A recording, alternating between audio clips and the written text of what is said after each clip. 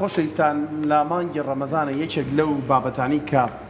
بۆ مسلمانان هەم گرنگە و هەم ئەرکێکیشە بەخشینە. دیارە چەندین فەرموودە و حەدیث هەیە کە باس دەواکە بەخشین یان هاوکاریکردن ماڵ بە بەخشین کەم ناکە و هاوکاریکردن و گیانی هاوکاری زۆر گرنگە لە بینی برا مسلمانەکانمان هەبێ. زۆر جار مزگەوتێک دەیانێت نۆژەن کرێتەوە دەستەکرێ بە کۆکردنەوەی پارە یان کەسانی ئەوەی کە خێرخوازیان دەستی مزگەوتەکەگرن بەڕاستی ئەمانە گرنگن هەم بۆ مزگەوت هەم بۆ خوێندن گەشت. جا باسی ئەم گیانی هاوکاریاکەین لە ئاینی پیرۆزی ئیسلامدا هاوکاریکردن چەند کارێکی خێر و سەدەقەیە پاداشتەکانی چین و شێوازی هاوکاریکردن لە ئاینی پیرۆزی ئیسلامدا دەبێت چۆن بێت. مامۆستا عەبدولکەریم نیازی مامۆستای ئاینین لە مەهاباتە خۆشەویستان وەبزانم لە هەڵە نەبم لە مەهاباتی ڕۆژهەڵاتی کوردستانەوە لەگەڵمانە بێ. مامۆستا گیان بەیانی باش سەلام عەلەیکوم. ئەمەوێت یەکسەر لەوە دەست پێ بکەین هاوکاریکردن لە ئاینی پیرۆزی ئیسلامدا چۆن باسی لەوە کراوە. بسم الله الرحمن الرحيم الحمد لله رب العالمين حق حمده والصلاة والسلام على سيدنا ونبينا محمد وعلى آله وصحبه أجمعين. حمد سنا بخواك كواتاك تنيايا بنزيرة وبوزيرة بدا صلاة باتشاتي لوي جوانا ولوي جدوشيتوا درود وصلاة خواهي برجي بسر همو بيغمبران ونير دراواني حق تعالى بتايبتي بسر أشرفي بسر آل وأصحاب وابن مالي بيغمبري نازار وأمتكي هتا روجي قيامتي. عرزي الصلاة وأدبم هي لخزمة يكايكي إيوه خوشويستانو سروراني كوا زحمت دكيشن دمانجي مبارك رمضان دا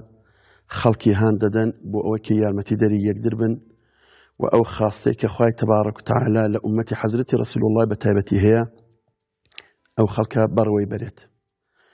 ديارا أوي كخواي تبارك وتعالى دا قرآني بيروز دا فرميد تعاونوا على البر والتقوى يارمتي داري يقدر بن كومجي يقدر بكن دستي يقدر بقرن أو الدليل لسروي كا يارمتي داني يقدر شتكي يقزار زور جرينجا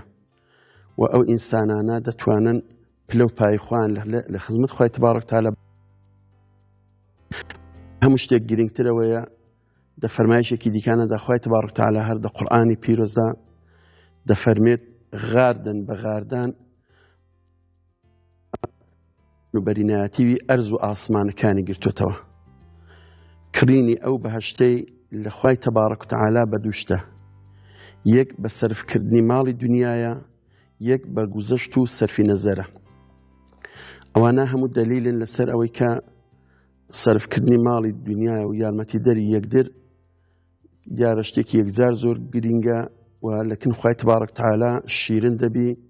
وأو بهشتك خواي تبارك وتعالى بحثي لدك إن شاء الله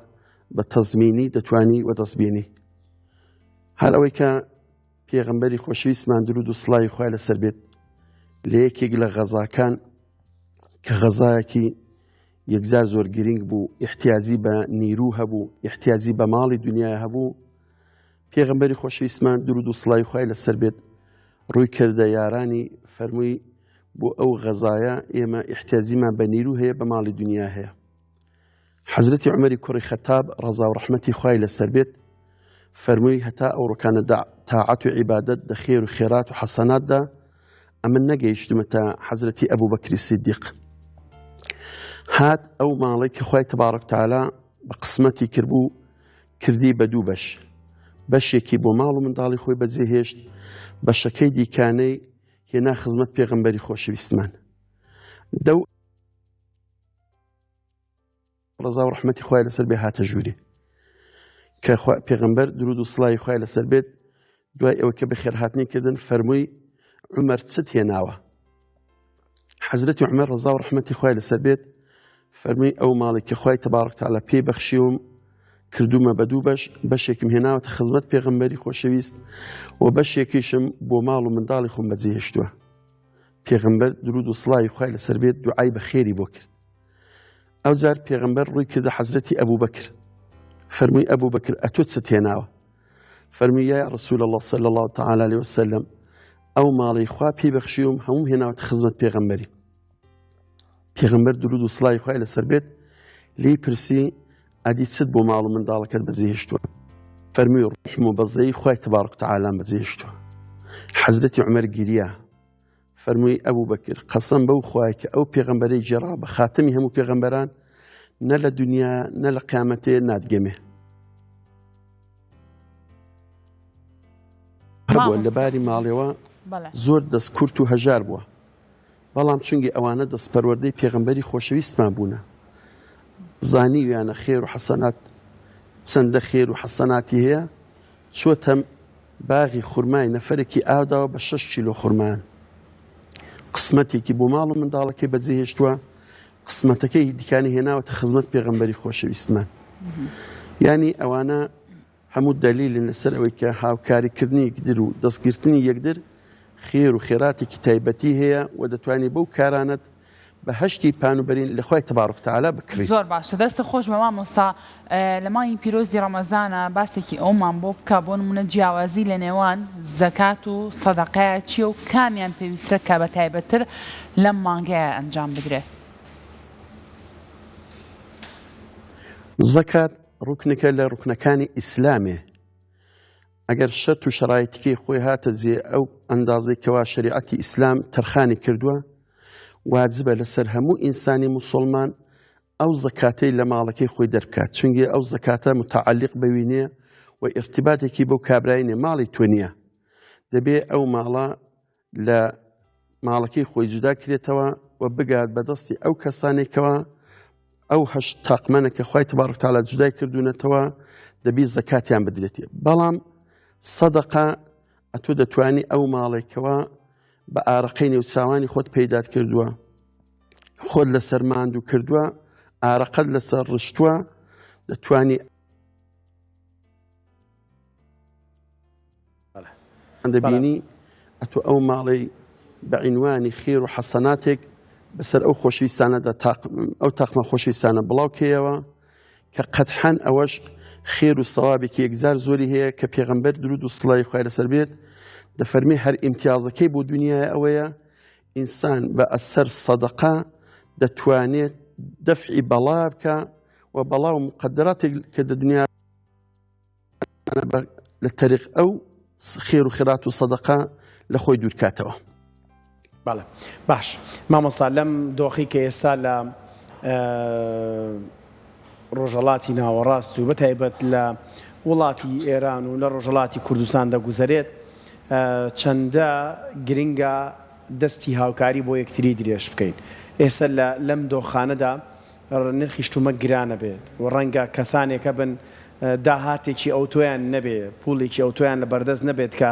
بتوانن ژیان بکەن. چەند گرنگە ئێوە لە مینبەری مزگەوتەکانەوە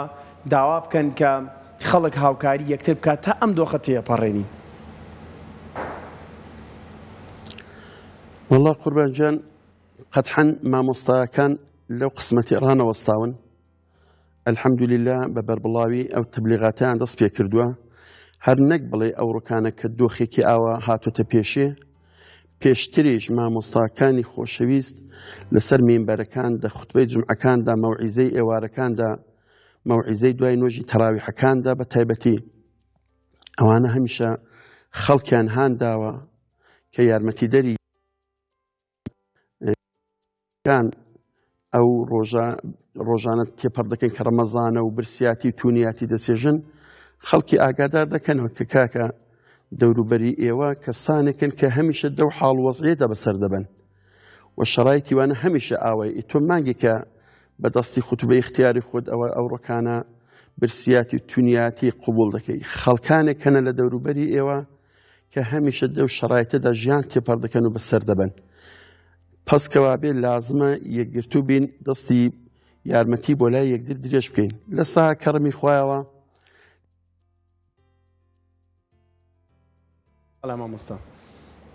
مامۆستا پێما بێت هێڵ ئینتەرنێت بەهۆی ئەو بارودۆخی کە دەستگاهایەکی خێرخوازی هەنە وجودیان هەیە کە ئەو دەستگایانە جێگای ئیعتیبار و ئیعتیمادی خەڵکی نەبوو. نەمونە من بخۆم لە یەکێک لە دەستگا خێرخوازەکانی شاری پیرانشار قەرارم گرتووە و زیاتر لە 750 ماڵ کەوا بە تاقیقات و لێکۆڵینەوەیەکی یەکجار زۆر ڕیز کاریان لەسەر کراوە بە مستحقی زەکات و یارمەتیمان زانیون ئێمە تەشکیلی پەروەندەمان بۆ خۆشەویستانە کردووە و چاوەدیری ئەوانە دەکەین لە ئەوەڵی ڕەمەزانەکەیدا بۆ ئەوەی کە بتوانن بە دڵێکی ئارامەوە ڕۆژەکان بگرن و وێستاش کە بەرەو ڕۆژەکانی کۆتایی مانگی مبارەکی ڕەمەزانە دەچین ئەوە یارمەتی کۆکردنەوەینە بۆ ئەو ماڵانی کەوا دەستکورتن و ئەو ڕۆکانە یا بەهۆی ئەو قەیرانی کە هاتوۆتە پێشێ بازاری کەسابەتیان تێک چووە و ناتوانن ئەو ئینسانانە بژێوی ڕۆژی خۆیان پەیداکەن ئێمە بە یارمەتی خۆشەویستان و دۆستان و هاوشاریانی بەڕێز و خۆشەویستمان چاوەدێری ئەو خۆشەویستانە بە شانازیەوە دەکەین. نەشتان ساغ بێت. دەستان خۆش بە مامۆستا وەکو کۆتا پرسیاری من لە ئاینی پیرۆزی ئیسلامە بابەتێکە ئەڵە ئەگەر تۆ خێرت بە دەستی ڕاست کرد هەوڵ بە دەستی چەپ پێ نەزانێت کەواتە چەندە گرنگە ئەو خێر و سەدەقەیە کە ئێمە بە تایبەتر لە مانگی پیرۆزی ڕەمەزانە ئەنجامین نەبێتەوە کارێکمان کە لەناو کۆڕ و کۆمەڵا باسیکەین چەندە گرنگە تۆ کە خێر بە کەسێک ئەەکەی کە ئەزانی پێویستی بە هاوکاری تویە باسی نەکەی لەم لاولەولا ئەمە چەندە گرنگە لە نێو ئاینی پیرۆزی ئیسلامە چۆن باز لەم بابەتە کراوە. خوشکی بەڕێز لە سەحرای مەحشەرێ کە ڕۆژێکی یەکجار زۆر سەخت و گرانە حتا شخصی مبارەکی پێغەمبەری نازدارمان درود و سڵای خوای لەسەر بێ بارها و بارها بە فەرمایشە جوانەکانی خۆی بەحسی ناخۆشی سەحرای مەحشەرێ و ڕۆژی قیامەتێ بۆ ئێمە کردووە. ئەو ڕۆژەی کە ئەوەندە خەڵک دە عەزابدایە کە هەموو داخوازی ئەوەنە کە خوای تەبارەک تەعالا دە ئاوری جەهەنەمیان باوێ بەس لە ناخۆشیەکانی سەحرای مەحشەرە ڕزگاریان بێت. بەڵام ئایا دەواازەیە کێ بۆی کە ئێمە لەو ناخۆشانی سەحرای مەحشەرێ خۆمان دەرباسکەین هەر پێغەمبەرە نازارەکەی خۆمان دەفەرمێت بەڵێ حەوت چین هەنە لە ئومەتی من ئەگەر ئەوانە ئەو کارانە کە دەفەرمون ئەنجامیان بدەن هەر کە لە قەبرەکەی خۆیان جودا کرانەوە پێشەوەی کە ئەوانە تووشی عەزابی قەبر و قیامەت و سەختیەکانی سەحرای مەحشەرە بن مەلائیکە دێن ئەولا و ئەولای ڕادەوەستن دەیبەنە شوێنێکی کە پێی دەکترێت بن عەرشی خوای تەبارەک تەعالا و لەو شوێنەدا ئەوانە دەحەسێنەوە ڕادەگیرێن بەبێوە کە هەست بە هیچ ماندووبوونێک و ناڕەحەتێکی بکەن. جا یەکێک لەو کەسانە و لەو حەوت سینانێکەوە ئارەقەی ناکەن لە سەحرای مەحشەرێ و ترس و لەرز سواری سەری ئەو ئینسانێ نابێت خۆشەویستێکەکەوە خێر و خێرات و حەسەناتێ دەکات و نایەڵە ئەترافیان ئاگادار بن بۆ کە تەرەفێکەوە یارمەتیت پێداوە ئەو ئینسانە بە خۆیدا نەشکێتەوە. ئەوە بخۆی مزگەنێکی یەکجار زۆر خۆشە مامۆستاکان زۆر ئەوە تەئکیدی لەسەر دەکەن و ئەوەی ڕادەگەێنن هەر بۆ کە ئەو خۆشەویستانە ئەو خێر و خێرات و حەسەناتانە کە ئەنجامی دەدەن بە ڕووخی تەرەفی خۆیانی نەچێشن و ئەو نەفەرەی تەرەفیش جوان و دڵی بکەوێت و بتوانێت ژیانی خۆی بە خێر و خێراتی و خۆشەویستی تێپەڕ بکە. ئەوە دیارە شتێکی یەکجار زۆر گرینگە یەکێک لەوە نەوەکانی پێغەمبەری خۆشەویستمان درود و سڵای خوای لەسەر بێ عادەتی وا بووە شەو کەدا دەهات وەکو ئەو ڕۆکانە ڕووناکایی نەبوو دە شەوەکاندا برق وجودی نەبووە تا ئادی لەسەر کۆڵی خۆی دادەنا ئەو ماڵانی فەقیر و هەژار بوون دەچوو لە بەردەرکی دادەنەوە بۆ خۆی دەگەڕاوە تەرەفی خۆی نەناسێت کێکی حتا ئەو خێرەشی پێکردووە. ئەوانە شتێکی یەکجار زۆر گرینگن و ئێمە دەبێ زۆر چاک مراعاتیان بکەین. مامۆستا عەبدولکەریم نیازی مامۆستای ئاینی زۆر سوپاس کە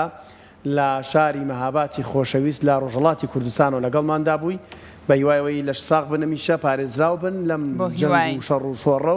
و جانی هاوکاری کە باست کرد هەمیشە هەر بەردەوام بە زۆر دووبارە سوپاس بۆ تۆ مامۆستاگیان ماندوو نەبی دەست خۆش.